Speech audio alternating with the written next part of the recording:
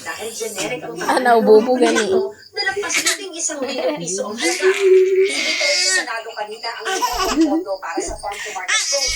Wala kasi pesos na hinihingi ng ito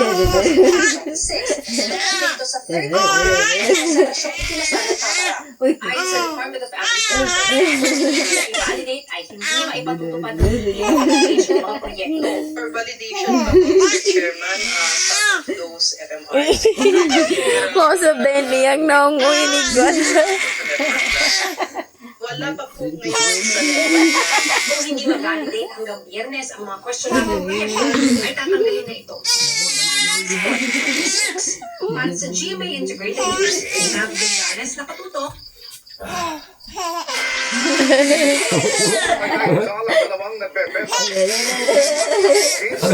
Iyak ka na niya, ha? Klaro kayo, bibig. Balas din ka iyak ha. Sa aking eksklusibong pagbubuhay. Tama na.